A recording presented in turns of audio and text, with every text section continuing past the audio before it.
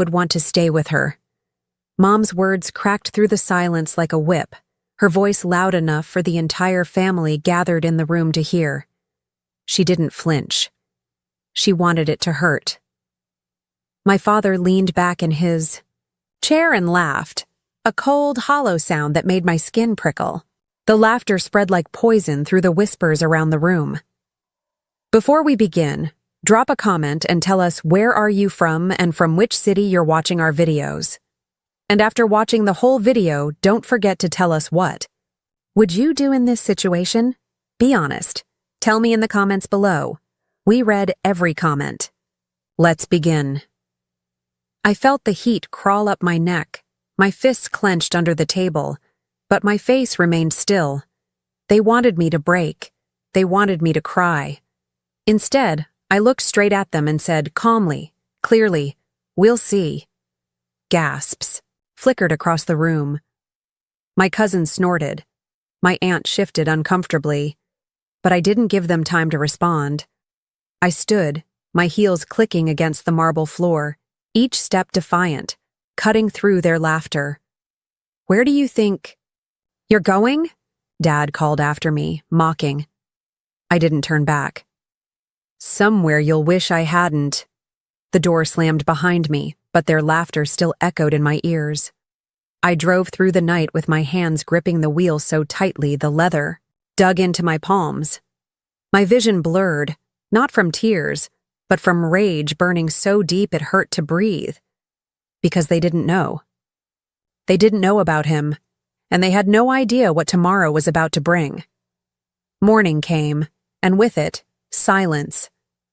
My family gathered again, smug, their whispers dripping with pity and amusement. "She'll come crawling back," Mom muttered, pouring herself coffee. Dad smirked, reading the paper like nothing had happened.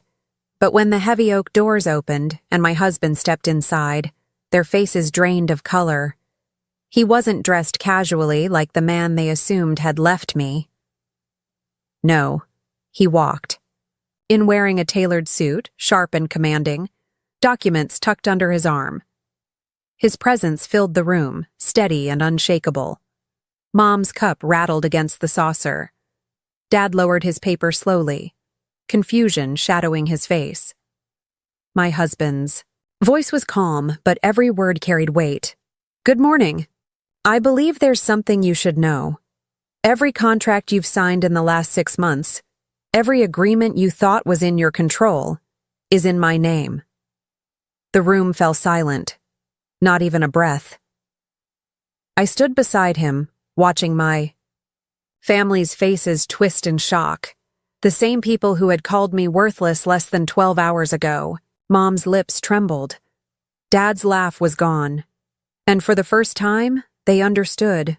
The girl they mocked wasn't standing alone anymore. The air in the living room was suffocating. My father's smirk faltered, his newspaper now crumpled in his fists. My mother's fingers twitched nervously on the coffee cup, eyes darting between me and the man beside me. For years they had spoken as if I were nothing but an inconvenience, a burden, a woman no one would ever stay with. And yet here stood my husband, solid, confident, holding the very foundation of their empire in his hands. Dad finally broke the silence, his voice low but shaking. "What? What are you talking about? Don't play games in my house." My husband didn't blink.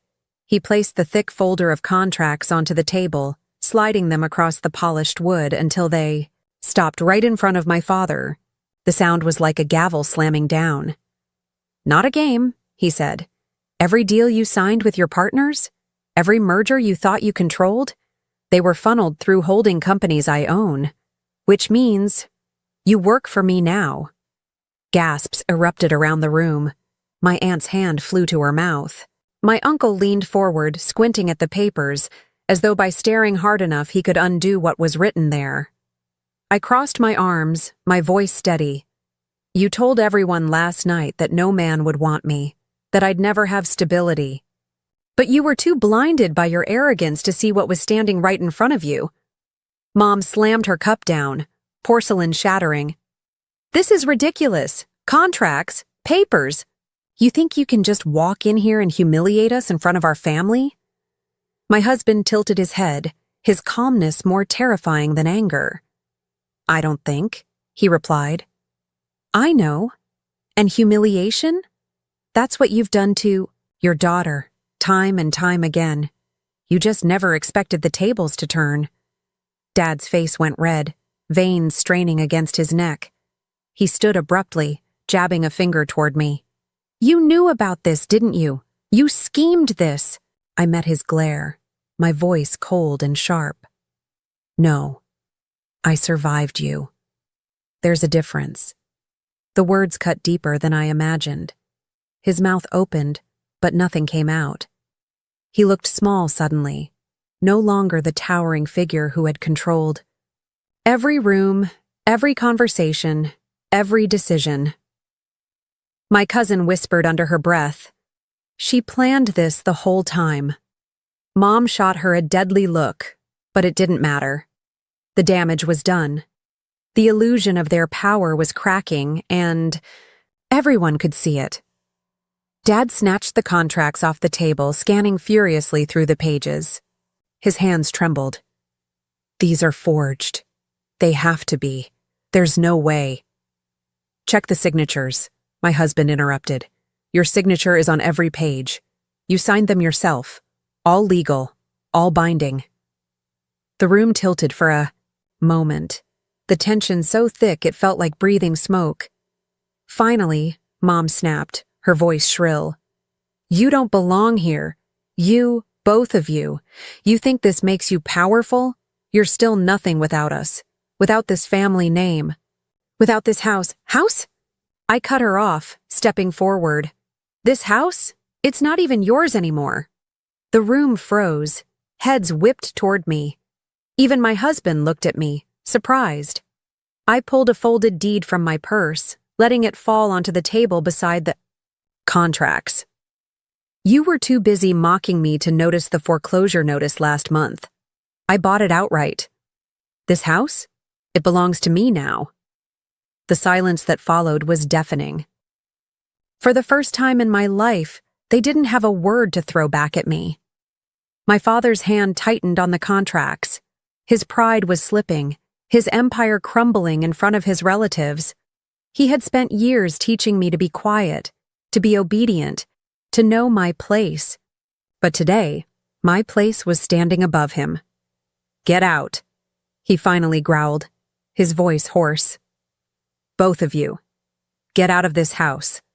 I leaned closer, my words low, each one deliberate. "It's not your house. You're the guests now." The color drained from his face. Mom's hands shook, clutching the arm of her chair. Around the room, our relatives shifted uncomfortably, whispers spreading like wildfire. Some looked horrified, others amused. Maybe they had wanted to see this fall for years. Then came the breaking point. Dad slammed his fists on the table, sending the coffee-stained saucer flying to the floor. "You think you've won? You think this changes anything? I'll rebuild. I'll tear you apart in court, both of you." My husband leaned forward, locking eyes with him. His voice was calm, steady, but carried a quiet threat that silenced the entire room. "Try. Just try. But you won't win. Because I didn't just buy your contracts or your house. I bought your silence. You'll find out soon enough how many of your so-called friends were happy to sell you out." The room pulsed with shock. My father looked as if the walls were closing in. My mother finally stood, her mask cracking, her voice desperate now instead of cruel. "You can't do this. This is our life. Our reputation." "Our reputation?" I shot back, stepping closer until I was eye to eye with her. "What reputation? The one where you mock your own daughter in front of strangers? Where you cancel ceremonies, laugh at me, strip me of dignity, just so you can feel powerful? You lost your reputation long before today." Her lips parted, but no words came. Just silence. And in that silence, I felt it for the first time in years. Control. The whispers turned into open murmurs, tension spreading like fire across the room. My aunt leaned over to my uncle, her voice sharp but just loud enough for me to hear. "I told you this family was heading for disaster. Look at them now." Dad's head snapped toward her. "Shut your mouth," he barked, but the words only made him look weaker, more desperate. For the first time, the cracks in his authority were showing, and once they were visible, no one could unsee them. Mom turned to the relatives, voice trembling but defiant. "Don't listen to her. Don't listen to them. They're lying, manipulating you with these tricks." But the contracts on the table, the deed lying flat for everyone to see, told a story no denial could erase. My husband calmly adjusted his cufflinks, his presence commanding more respect than either of my parents had in years. "You think this is about contracts?" Dad snarled at him. "This is about family. And you—" He pointed at me, his finger shaking. "You betrayed your own blood. For him." I felt something break inside me. Not fear, not shame. Something harder, stronger. "No," I said firmly. "You betrayed me. You laughed at me, humiliated me, treated me like nothing. Family doesn't do that. Family doesn't throw their own daughter to the wolves to protect their pride." Gasps echoed again, but this time they weren't from shock at me. They were at the sight of my father, once untouchable, being called out, publicly, brutally, by his own daughter. My cousin Matthew finally spoke up. He was usually the quiet one, never stepping into conflict, but now his voice cut through the tension. "Uncle, she's right. The way you treat her, it's cruel. We all see it. We just never said anything because—" He trailed off, glancing around the room. "Because we were afraid of you." The room buzzed. My father's face twisted in disbelief, then rage. "Afraid of me? You ungrateful brat. Everything you have is because of me." But the words sounded hollow. His authority was slipping like sand through his fingers. I locked eyes with Matthew, giving him the smallest nod. "Thank you," I whispered. Mom's mask shattered then. Her voice was shrill, panicked. "Stop this, all of you. You don't understand the damage they're trying to do. If you side with her—" My husband interrupted smoothly, his tone like steel wrapped in velvet.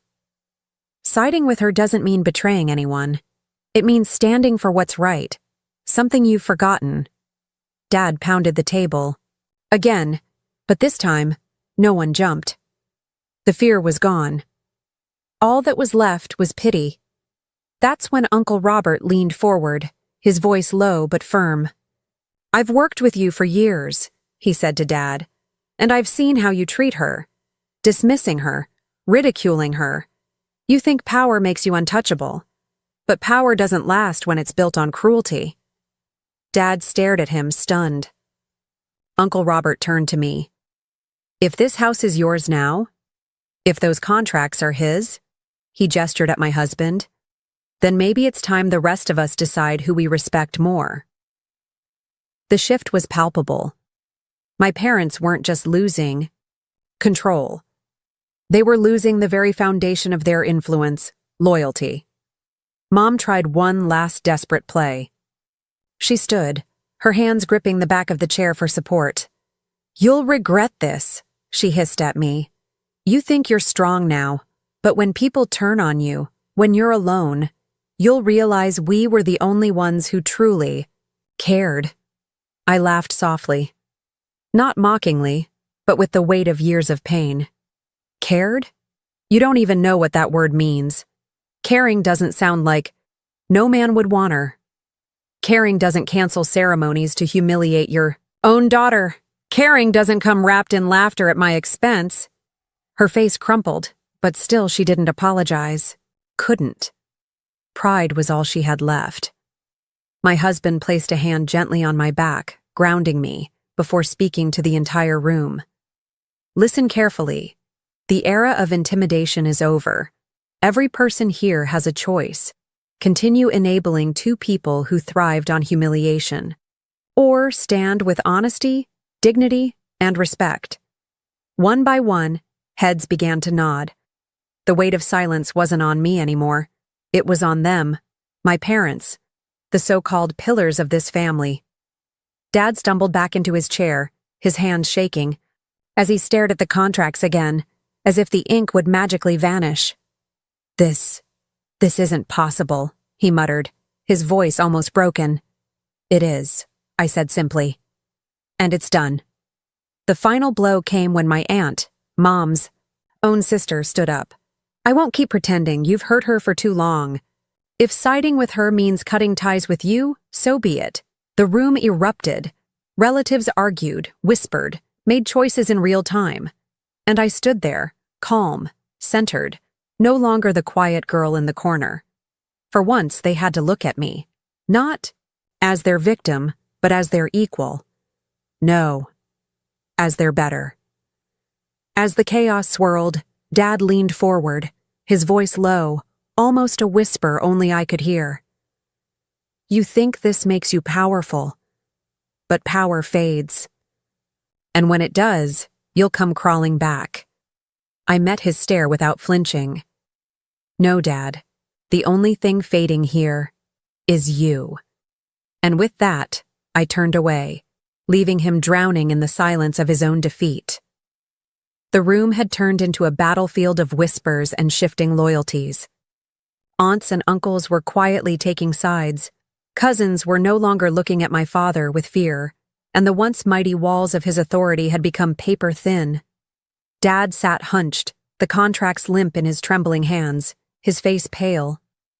Mom clung to the back of her chair as if holding on would keep her world from collapsing. My husband straightened his tie, his voice cutting through the chaos with quiet authority. This isn't about revenge. It's about accountability. You mocked your daughter, stripped her of dignity in front of the people she loved, and you thought there would never be a price. Well, here it is. I stepped forward, my heels clicking, like gunshots on the hardwood floor. I let my eyes sweep the room, making sure every relative heard what I was about to say. All my life, I was told I was a burden, that no man would stay with me, that I wasn't worth respect. Last night, they tried to cancel my ceremony just to watch me squirm. I turned my gaze back to Mom and Dad. But today, you're the ones being canceled. The silence that followed was heavy, suffocating.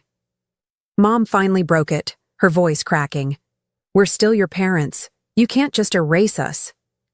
Parents, I whispered, my throat tight. Parents build. They protect.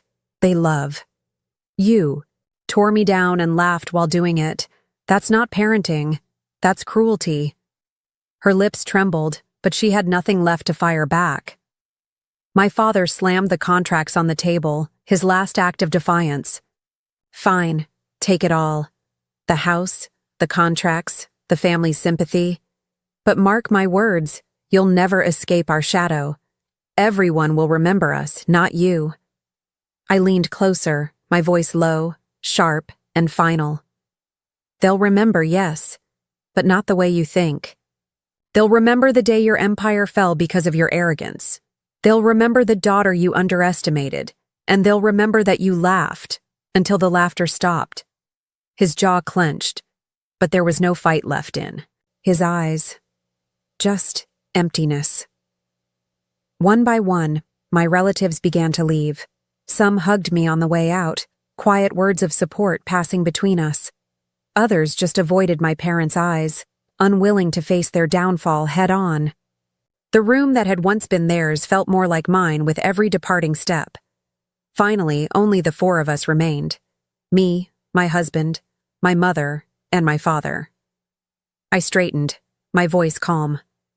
You wanted me gone yesterday. You laughed when you thought I had nothing. Now it's you who will leave. Mom's head shot up, her voice desperate. You can't mean, my husband interrupted, his tone final. The deed doesn't lie. You no longer live here. The color drained from their faces. Dad opened his mouth to argue, but nothing came out. For the first time, the man who had controlled every conversation had no words. I walked to the door, holding it open. "Go," I said simply. "Find a place where laughter still hides your cruelty. It won't be here." They hesitated, clinging to the last shreds of pride. But eventually, Dad stood. His shoulders slumped, his face drawn. Mom followed silently, her eyes wet but still too proud to cry in front of me. They walked past me, out the door, into a world that no longer bent to them. When the door shut behind them, the silence in the house was different. Not suffocating, freeing. My husband slipped his arm around my shoulders. "You did it," he murmured. I exhaled slowly, the weight of years lifting off me. "No," I said, "we did it." For the first time, I felt something I thought I'd never feel in this house. Peace. The laughter that once broke me was gone, and in its place there was strength. Because sometimes the sweetest revenge isn't shouting back, it's standing